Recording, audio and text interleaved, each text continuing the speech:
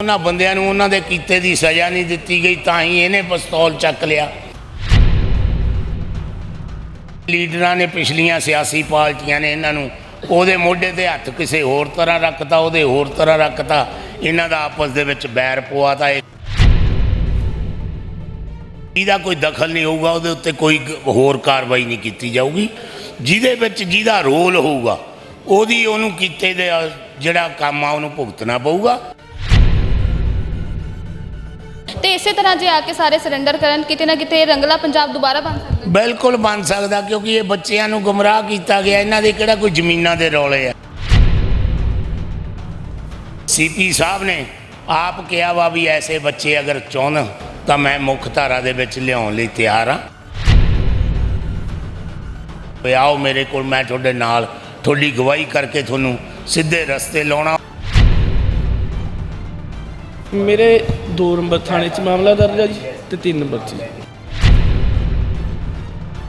ये ना सारे मुंडे मेरे केस च भगौड़े सीगे जी।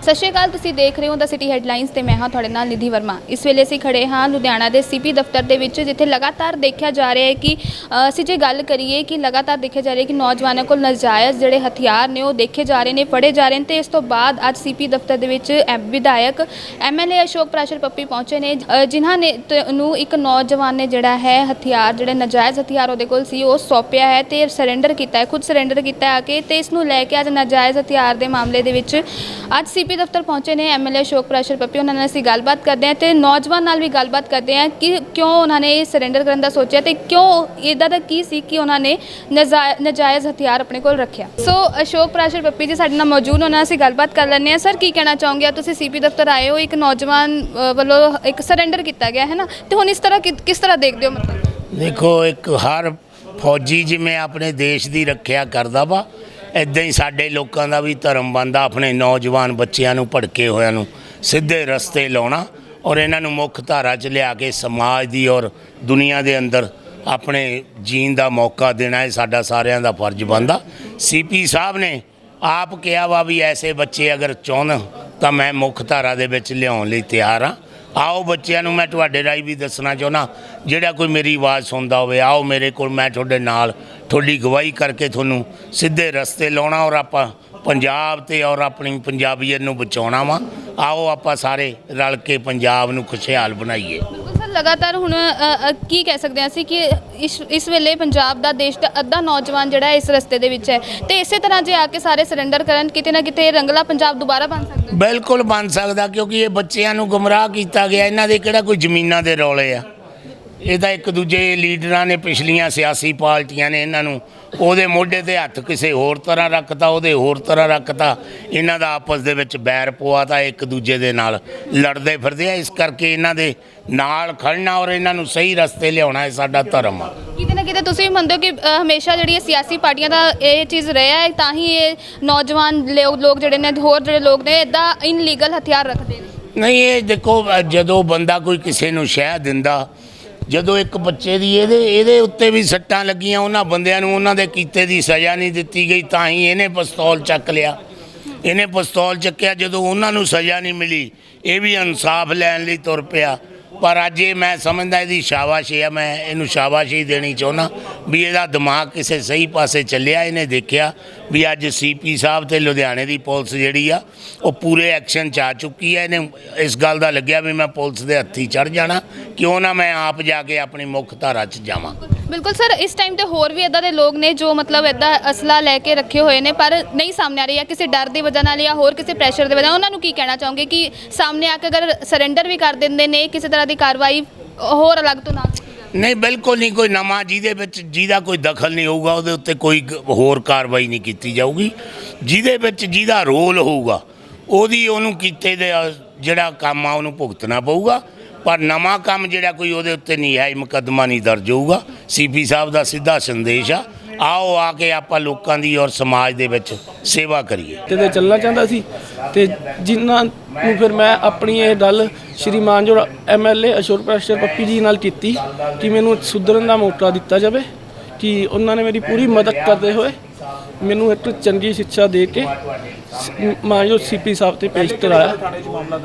ਮੇਰੇ 2 ਨੰਬਰ ਥਾਣੇ 'ਚ ਮਾਮਲਾ ਦਰਜ ਹੈ ਜੀ ਤੇ 3 ਨੰਬਰ 'ਚ ਜੀ। ਕਿਸ ਚੀਜ਼ ਦਾ ਮਾਮਲਾ ਅਰੈਸਟਿੰਗ ਹੋਈ ਹੈ ਹੁਣ ਤੱਕ? ਅਰੈਸਟ ਹੀ ਨਹੀਂ ਹੋਈ ਜੀ, ਕਿਸ ਚੀਜ਼ ਦਾ ਮਾਮਲਾ ਦਰਜ ਹੈ? ਲੜਾਈ ਝਗੜੇ ਦਾ ਮਾਮਲਾ। ਠੀਕ ਹੈ। ਤੁਸੀਂ ਜਦੋਂ ਤੁਸੀਂ ਆ ਹਥਿਆਰ ਲਿੱਤਾ ਜਾਂ ਇਹਨਾਂ ਲੋਕਾਂ ਨਾਲ ਮੁੰਡਿਆਂ ਨਾਲ ਉੱਠਦੇ ਬੈਠਦੇ ਰਹੇ ਹੋ, ਇਹਨਾਂ ਮੁੰਡਿਆਂ ਦੀ ਸੋਚ ਕੀ ਹੈ? ਸਾਰੇ ਮੁੰਡੇ ਮੱਕੀ ਇਹ ਕਿ ਗੈਂਗਸਟਰ ਇਹ ਸਾਰੇ ਮੁੰਡੇ ਸਾਰੇ ਮੁੰਡੇ ਮੇਰੇ ਕੇਸ 'ਚ ਭਗੌੜੇ ਸੀਗੇ ਜੀ, ਭੱਜੇ ਹੋਏ ਸੀਗੇ ਤੇ ਉਹ ਉੱਥੇ ਹੀ ਹੁਣ ਤੇ ਪੁਲਿਸ ਨੇ ਗ੍ਰਿਫਤਾਰ ਕਰ ਚੁੱਕੇ ਹੋਏ ਆ ਸਾਰੇ, ਕਿ ਉਹ ਪਹਿਲਾਂ ਇੱਥੇ ਹੀ ਘੁੰਮਦੇ ਸੀਗੇ ਤੇ ਇਸ ਕਰਕੇ ਮੈਨੂੰ ਖਤਰਾ ਲੱਗਦਾ ਸੀ, ਜਿਸ ਕਰਕੇ ਮੈਂ ਆਪਣੀ ਸੇਫਟੀ ਲਈ ਹਥਿਆਰ ਲਿੱਤੇ ਸੀ। ਠੀਕ ਹੈ। ਲੋਕਾਂ ਨੂੰ ਕੀ ਮਤ ਦੇਣਾ ਚਾਹੋਗੇ? ਨੌਜਵਾਨ ਪੀੜ੍ਹੀ ਨੂੰ ਤਾਂ ਮੈਂ ਇਹੀ ਕਹਿਣਾ ਚਾਹੁੰਦਾ ਜੀ ਕਿ ਇਸ ਰਸਤੇ ਤੇ ਕੁਝ ਨਹੀਂ ਪਿਆ, ਟੈਨਸ਼ਨ ਆ ਦਾ ਘਰ ਆ, ਪਰੇਸ਼ਾਨੀ ਆ ਅਤੇ ਦਲਦਲ 'ਚ ਤੁਸੀਂ ਹੋਰ ਫਸਦੇ ਜਾਓਗੇ। ਇਸ ਲਈ ਆਪ ਹੀ ਸਿਲੰਡਰ ਕਰਕੇ ਇੱਕ ਚੰਗੇ ਰਸਤੇ ਤੇ ਚੰਗੀ ਫੈਮਿਲੀ ਨਾਲ ਰਹਿਣਾ ਚਾਹੀਦਾ ਜੀ। ਤੇ ਹੁਣ ਤੁਸੀਂ CP ਸਾਹਿਬ ਨੂੰ ਮਿਲੇ ਹੋ, ਉਹਨਾਂ ਵੱਲੋਂ ਕੀ ਕਿਹਾ ਗਿਆ? ਉਹਨਾਂ ਨੇ ਜੋ ਮੇਰੇ ਨਾਲ ਸਿਰਫ ਜਾਇਜ਼ ਕੀਤੀ ਜਾਣਗੀ, ਜਿਹੜੇ ਮੁਕੱਦਮੇ ਆ ਉਹੀ ਪਾਏ ਜਾਣਗੇ, ਕੋਈ ਝੂਠਾ ਮੁਕੱਦਮਾ ਜਾਂ ਕੋਈ ਗਲਤ ਮੁਕੱਦਮਾ ਨਹੀਂ ਪਾਇਆ ਜਾਊਗਾ, ਕਿ ਉਹਨਾਂ ਨੇ ਮੈਨੂੰ ਇੱਕ ਚੰਗੇ ਰਸਤੇ ਤੇ ਚੱਲਣ ਦੀ ਮਤ ਦਿੱਤੀ। ਹਾਂ ਬਿਲਕੁਲ ਜੀ, ਕਿ ਸਾਰਿਆਂ ਨੂੰ ਇਹ ਗਲਤ ਕੰਮ ਛੱਡ ਕੇ ਇੱਕ ਚੰਗੇ ਰਸਤੇ ਤੇ ਚੱਲਣਾ ਚਾਹੀਦਾ। एक लड़का आकाश सोनी एलियस नन्ना डान आज इसने पुलिस के पास सरेंडर किया है और जो एरिया के MLA हैं मिस्टर अशोक पराशर वो इसको यहाँ पे लेकर के आए थे और इसने एक हथियार भी जो है अपने साथ में सरेंडर किया है। पहले ये वायलेंट क्राइम्स में इन्वॉल्व रहा है, कुछ समय जेल रहने के बाद जब वापस ये आया तो उसके बाद फिर ये एक लड़ाई झगड़े के अंदर इन्वॉल्व हो गया था और उसी कड़ी के बाद से ये फ़रार था।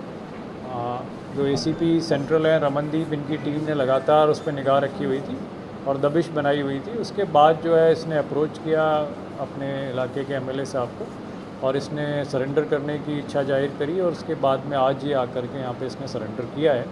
हम इस तरीके के जो वायलेंट क्राइम्स में इन्वॉल्व जो भी यूथ हैं उनसे हम एक्सपेक्ट करते हैं कि एक तो वो वायलेंस की राह छोड़ेंगे।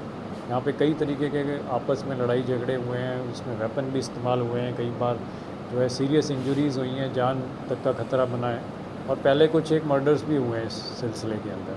तो इस चीज़ से अगर बाहर आते हैं, वायलेंस रुकता है, शहर में शांति कायम होती है, हम उसको वेलकम करते हैं। जो हम अपना काम है हमारा, जो इन्होंने जो क्राइम किया उसको हम प्रोफेशनली डील करेंगे।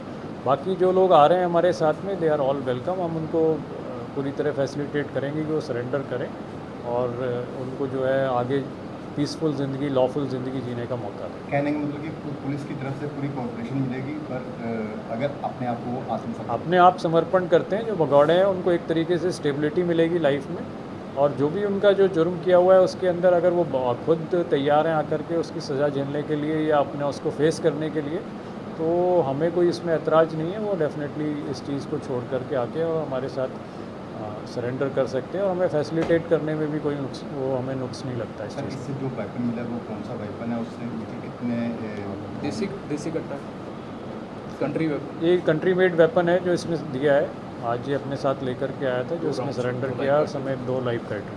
जी, तो सर इससे मुझे ये भी पूछताछ की जा सकती है कि देखो हमने जब इसने सरेंडर किया है तो हम एक्सपेक्ट करते हैं कि जो भी इसके क्रिमिनल हिस्ट्री है, क्राइम है, जहाँ से लिंकेजेस हैं वो सारे के सारे हमारे साथ में जो है ये क्लियर करेंगे। जी सर, दूसरा लोगों को क्या अपील करना चाहेंगे ऐसे जो नौजवान हैं जो गलत रास्ते पे चले गए हैं? देखो ये वायलेंट क्राइम जो है ये एक तरीके से बड़ी विशियस साइकिल है। हमने देखा है कि कई तरीके के गैंग्स इसी कारण करके पनपते हैं। जो यूथ होता है उसका माइंड जो है बहुत ज़्यादा एक तरीके से लेबाइल होता है, उसको जल्दी मोल्ड किया जा सकता है, उसको इजीली ब्रेन वॉश किया जा सकता है। तो छोटे छोटे झगड़ों की वजह से क्या होता है, कई बार इवन स्कूल एज चिल्ड्रन भी कुछ गैंगस्टर्स को और इस तरीके के वायलेंट क्रिमिनल्स को अप्रोच कर लेते हैं अपनी हेल्प करने के लिए, और एक बार जब उनसे हेल्प लेते हैं तो वो उनकी साइकिल के अंदर फंस जाते हैं। गैंगस्टर्स उनको उससे बाहर नहीं आने देते और उनके जो सीरियस क्राइम्स होते हैं उनमें इन्वॉल्व होने लगते हैं। और एक बार इस तरीके की साइकिल में वो फंस जाएं तो डेफिनेटली वो पुलिस के टारगेट पे भी आ जाते हैं और पुलिस भी चाहती है कि उन लोगों को जल्द से जल्द अरेस्ट करके और उनको सज़ा दिलाए और उनको जो है उसकी जो भी केस है उसके अंदर अरेस्ट करके या तो जेल भेजे या उसके ऊपर जो कार्रवाई बनती करे। सो इस सारी प्रक्रिया के अंदर जो यूथ है उसकी ज़िंदगी ख़राब होती है, उसके परिवार को काफ़ी मुश्किलें आती हैं। सो एक तो सबसे पहली तो मेरी यही अपील है कि कोई अगर छोटे मोटे झगड़े भी होते हैं किसी कारण से होते हैं तो ज़्यादा ज़रूरी है कि पेरेंट्स या टीचर्स को इन्वॉल्व करें आपस में, rather than going to any kind of serious criminals, और उनके साथ में जाकर के जुड़ के उनकी हेल्प लें।